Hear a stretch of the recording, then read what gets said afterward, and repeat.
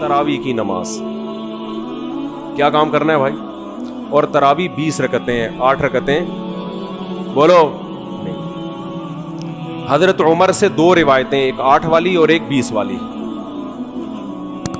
کہ حضرت عمر نے کتنی دیکھو نبی صلی اللہ علیہ وسلم نے تراویح کی کتنی رکعتیں پڑھی ہیں، کوئی بے غبار حدیث میں ہمیں اس کا تذکرہ نہیں ملتا، بس اتنا ہے کہ 3 دن پڑھی ہے، بس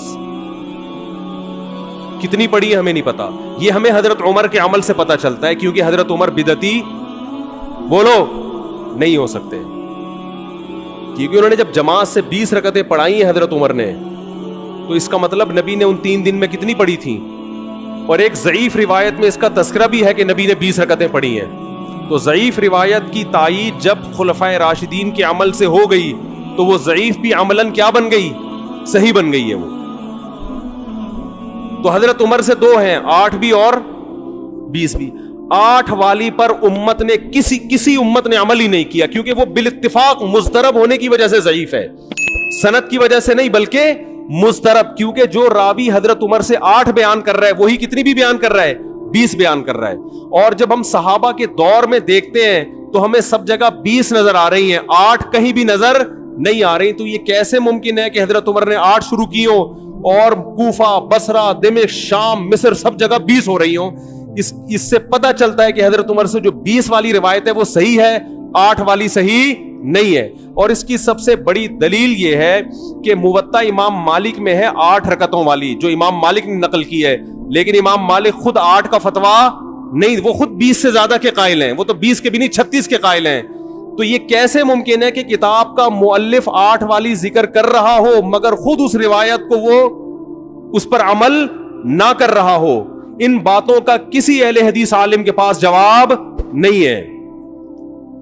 ترمذی میں ایک روایت پیش کی جاتی ہے امام احمد بن حنبل سے، یہ روایت ہے کہ اس میں کوئی مخصوص عدد ثابت نہیں ہے، جتنی چاہے پڑھ لو، لیکن امام احمد کی جو اپنی اصل کتابیں فقہ کی، اس میں امام احمد کے شاگرد جو امام احمد سے ذکر کرتے ہیں وہ ذکر کرتے ہیں امام احمد بن حنبل کے نزدیک بھی 20 رکعتیں مختار ہیں۔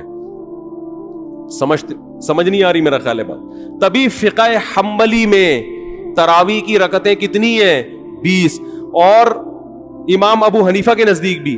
لوگ پتہ ہے مجھ سے کیا کہتے ہیں؟ لوگ جو ہے نا کہتے ہیں کہ یار آپ ان حدیثوں کا انکار کر رہے ہو جس میں 8 آتا ہے۔ 8 والی جو بخاری کی حدیث ہے نا اس کا تراویح سے کوئی تعلق نہیں ہے۔ بخاری میں آتا ہے نبی رمضان اور غیر رمضان میں 8 پڑھتے تھے، اس کا تراویح سے کوئی تعلق، وہ تو غیر رمضان میں بھی تھی۔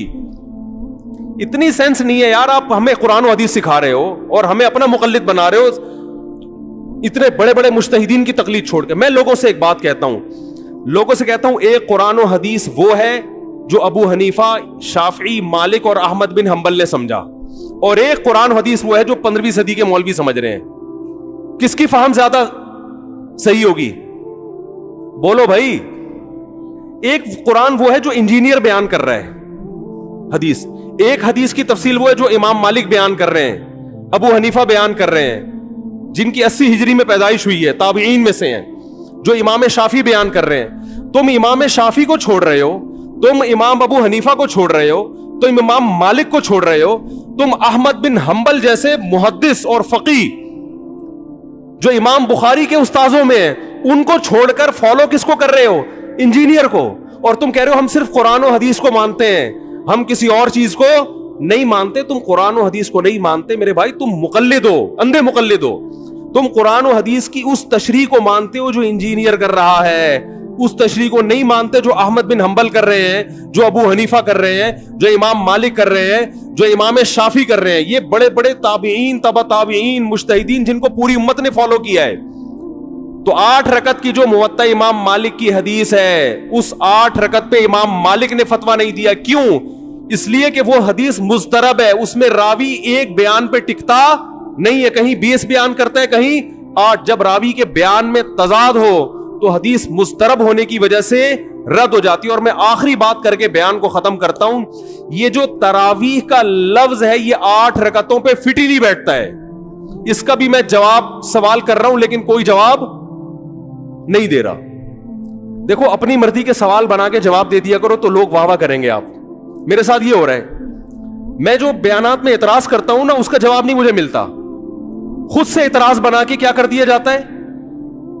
جواب. جیسے میں نے بتایا تھا کہ حرم میں 4 مصلے تھے، حنفی، مالکی، شافعی، حنبلی، 4 مصلے تھے نا کئی سو سال تک، جو کہ نہیں ہونے چاہیے، ایک ہی ہونا چاہیے تھا مصلی.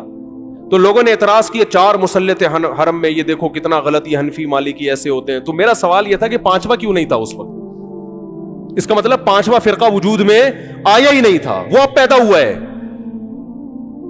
وہ ٹھیک ہے 4 غلط تھے، لیکن اس غلط کو بھی صحیح ان 4 میں سے ایک نہیں کیا ہے. سمجھ رہے ہیں کہ نہیں بھئی ایک امام ہونا چاہیے، 4 الگ الگ جماعتیں نہیں ہونی چاہیے. لیکن اس کا مطلب 700 سال تک امت یہ سمجھتی رہی کہ اہل سنت والجماعت کے 4 نمائندے ہیں، 4 مکتب فکر، 5واں کوئی تھا ہی نہیں، لہذا اس کا کوئی مصلی تھا ہی نہیں. تو سوال یہ تھا، لیکن جب سوال یہ پوچھا جائے تو ایسے جواب ملتا ہے کہ وہ سوال ہی پی جاتے ہیں. سوال یہ جواب یہ دیا کہ غلط ہو رہا تھا، یہ بدعت ہے، اور یہ بدعت ہے، یہ ناجائز ہے. تو ہم کب کہہ رہے ہیں کہ صحیح تھا بھائی وہ؟ لیکن یہ پوری دنیا میں نہیں ہو رہا تھا، یہ صرف حرم میں ہو رہا تھا. اور اس کو ختم بھی حنبلیوں نے کیا ہے کہ نہیں جی امام ایک ہونا چاہیے، سارے چاہے حنفی ہو شافعی ہو اس امام کے پیچھے نماز پڑھیں گے. سمجھ میں آ رہی ہے بات کہ نہیں آ رہی؟ تو سوال یہ تھا کہ 700 سال یا 400 سال تک امت کی نمائندگی ان 4 مکاتب فکر نے کی ہے حرم میں، 5ویں نے کوئی اپلیکیشن بھی نہیں دی. اس کا مطلب 5واں تھا ہی نہیں.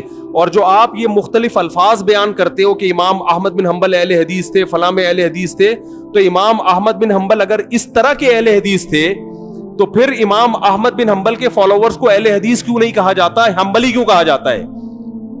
نہیں آ رہی بات میرا خیال. یہ ایسے ہی ہے جیسے جماعت المسلمین والے کہتے ہیں کہ ہم نبی کے دور سے ہیں، اور پھر بخاری میں دکھاتے ہیں جماعت المسلمین کے الفاظ. او بھائی یہ والی جماعت المسلمین نہیں تھی، یہ تو باقاعدہ آپ نے رجسٹر کروائی ہے 1975 میں. وہ جماعت المسلمین صحابہ کو جماعت المسلمین کہا گیا ہے. تو یہ جو اہل حدیث کا لفظ ہمیں پرانے وقتوں میں ملتا ہے، یہ محدثین کے لیے ملتا ہے، یہ کسی مخصوص فرقے کے لیے نہیں ملتا. پھر بھی میں اہل حدیث کو اہل سنت میں داخل سمجھتا ہوں، میں پھر بھی ان کو نہیں کہتا کہ جہنم میں جائیں گے، لیکن میں کہتا ہوں کہ آپ کم از کم اس چند 100 سال پہلے آپ پیدا ہوئے ہیں، آپ کی جماعت وجود میں آئی، ہم پھر بھی آپ کو گلے لگانے کے لیے تیار ہیں، اور ہم صدیوں سے چلے آ رہے ہیں. آپ ہمیں کیا کر رہے ہو؟ آپ ہمیں گمراہ لوگوں میں داخل کر رہے ہو. تو اسلام بہت پہلے بر صغیر میں آیا ہے، جس شکل میں آیا ہے وہی شکل ٹھیک ہے، بات کی چیزوں پر اعتماد نہیں ہوتا ہمیں. تو میں ایک بات کر کے بیان کو ختم کرتا ہوں. یہ جو 8 کا لفظ ہے نا، تراویح کا لفظ ہے، یہ 8 رکعتوں پر صادق بولو نہیں آتا. بہقی کی حدیث ہے اور بھی روایتیں اس بارے میں کہ اسلاف جب تراویح کی نماز پڑھا کرتے تھے، اسلاف سے مراد صحابہ تابعین، تو 4 رکعتوں کے بعد آرام کیا کرتے تھے. تو اس لیے 4 رکعت کو ترویحہ کہا گیا. کیا کہا گیا؟ ترویحہ. روح سے نکلا ہے، روح. استراحت کا لفظ سنا ہے آپ لوگوں نے؟ آرام. استراحت کسے کہتے ہیں؟ آرام. ترویح آرام دینا. راحت، راحت کا لفظ تو اور آسان ہے نا. ارے راحت کا لفظ نہیں سنا؟ راحت کسے کہتے ہیں؟ آپ کہہ رہے ہوں وہ اسے کہتے ہیں ہمارے محلے میں رہتی ہے. راحت کہتے ہیں آرام، ریسٹ. استراحت، راحت. روح یروح ترویحا، باب تفعیل میں جب جاتا ہے آرام دینا. تو ترویحتن، کیونکہ 4 رکعتوں کے بعد آرام کرتے تھے تو ان 4 رکعتوں کو کیا کہا گیا؟ ایک ترویحہ، یعنی ریسٹ ہے اس کے بعد. اب ترویحہ کا جو لفظ ہے نا، 4 رکعتوں کے بعد کیا ہو رہا ہے؟ ریسٹ. اٹ از کالڈ ترویحہ. سب کو پتہ ہے 4 رکعتوں کو ترویحہ کہتے ہیں. 2 ترویحوں کو عربی میں کہیں گے ترویحتان. کیا کہیں گے؟ جیسے رجل کا معنی ایک آدمی، رجلان 2 آدمی. عربی میں 2 کے لیے الگ لفظ استعمال ہوتا ہے، 2 سے زیادہ کے لیے الگ. تو اگر یہ 8 رکعتیں ہوتی تو ان کو محدثین تراویح نہ کہتے بلکہ ترویحتان کہتے یا ترویحتین کہتے. کیا کہتے؟ 2 ترویحیں. اور ان کے بیچ میں ویسے بھی ریسٹ کی ضرورت پڑتی نہیں. ٹھیک ہے، 4 رکعت کے بعد امام بیٹھتا، بولتے چل بھائی آگے جلدی کر، جانا بھی ہے گھر میں ہم نے. تو ترویحتین کہتے، ان کو محدثین تراویح نہیں کہتے. اور تراویح کا لفظ ہے جمع. عربی میں جمع کم سے کم افراد کتنے ہوتے ہیں اس کے؟ 3. تو کم سے کم 12 رکعتیں ہونی چاہیے. لیکن تراویح بھی جمع کثرت ہے, جمع قلت کثرت. جمع اقصا کہتے ہیں جو بہت زیادہ جمع ہو. تو پتہ ہے 4 رکعتیں کافی زیادہ ہیں تو ان کو تراویح کہا جائے گا. 4 رکعتیں تھوڑی سی بھی ہو تو ان کو تراویح. 4 رکعتیں اگر 3 دفعہ آئیں گی تو اس کو بھی علی وجہ الکمال ہم پورے طور پر تراویح کا لفظ اس پہ صادق نہیں آئے گا. بات آ رہی ہے سمجھ میں کہ نہیں آ رہی ہے؟ سمجھ میں سب آ رہی ہے, لیکن گھننے بن جاتے ہیں, گھماتے ہیں. اب دیکھیں نا یوٹیوب پہ اس کا جو بیان آئے گا نا اس میں گھمایا ہوا ہوگا, اس میں گھمایا یہ اپنی طرف سے نکالا ہوا ہے. اپنی طرف سے نہیں بھائی, بہقی کی حدیث ہے, مصنف ابن ابی شیبہ کی روایتیں ہیں, آپ دیکھ لو. اس میں لوگ کہتے ہیں حوالہ کیوں نہیں دیا مفتی صاحب نے. آپ انکار کرو, میں حوالہ دوں گا انشاءاللہ. آپ انکار کرو کہ ایسا نہیں ہے, ہم ٹائم بچا رہے ہیں اپنا. وہ مجھے کہہ رہے تھے نا اس بحث میں کہ مفتی صاحب آپ دلیل دو, جو دعویٰ کرے دلیل اس کے ذمے ہے. میں نے کہا دلیل اس کے ذمے اس وقت ہے جب سامنے والے دعوے کا انکار کرے. میں نے ستار بھائی کو میں نے کہا کہ ستار بھائی تم نے 1 لاکھ روپے لیے ہیں. ستار بھائی کہہ رہے ہیں نہیں, ہاں لیے ہیں. تو مجھے کیا ضرورت ہے میں گواہ پیش کروں کہ دلیل دوں؟ وہ مان رہا ہے. تو یہ سب مانتے ہیں. یہ تو علماء جس نے بھی حدیث کی کتابیں پڑھی ان کو پتا ہے کہ ترویح کا لفظ اس لیے لکھا ہوا ہے اس میں. تو اسلاف سے مسجد نبوی میں, حرم میں ایک رمضان بھی ایسا نہیں گزرا جب سے حضرت عمر نے 20 رکعتیں شروع کرائی ہیں کہ 20 رکعت سے 1 رکعت بھی کم ہوئی. زیادہ تو ہوئی ہیں, کم بولو نہیں ہوئی ہیں. ایک امت اتنی بڑی گمراہی پر 1400 سال سے جمع ہو گئی. تو میرے بھائی جو آپ سے قرآن و سنت کے نام پہ بات کرے نا, اسے بولے بھائی ٹھیک ہے میں قرآن و سنت ہی کو مانتا ہوں, مگر قرآن و سنت کی وہ تشریح جو ان مجتہدین نے کی ہے اس کو مانوں گا. جو 15ویں صدی کے مولوی کر رہے ہیں تشریح, میں اس کو بولو نہیں, چاہے وہ سعودی ہوں. لوگ کہتے ہیں سعودی عرب میں 8 رکعتیں ہر جگہ ہو رہی ہیں.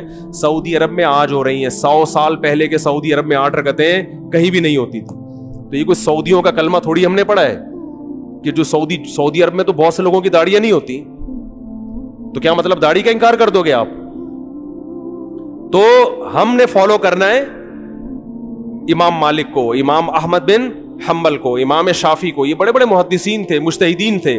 خلفائے راشدین کو, خلفائے راشدین کے دور میں کوئی ایک روایت دکھا دو 8 رکعتوں والی, کوئی ایک روایت. ہاں جو حضرت عمر سے موطا میں منقول ہے اس کا جواب میں نے دے دیا. اس کے علاوہ کہیں دکھا دو کہ بصرہ میں, کوفہ میں, دمشق میں, صحابہ تابعین کے دور میں رمضان میں 8 رکعتوں سے جماعت سے نماز کسی نے پڑھی ہو. تو نہیں ہے کچھ بھی اس میں. تو اس لیے جو طریقہ صدیوں سے تواتر کے ساتھ چلا آ رہا ہے وہ کتنی رکعتوں کا ہے؟ 20 رکعتوں کا. تو اسی کو فالو کرنا چاہیے. تو دوسرا کام آپ نے خاندانی کیا کرنا ہے؟ تراویح پابندی سے پڑھنی. سمجھ میں آ رہی ہے بات؟ تو یہ 2 کام فی الحال کریں, کچھ پیکج اگلے جمعے میں انشاءاللہ بیان کریں گے. تو اسی سے انشاءاللہ اللہ کی محبت کی چنگاری آپ کے دل میں پیدا ہوگی. اللہ ہمیں سمجھنے کی, عمل کی توفیق عطا فرمائے.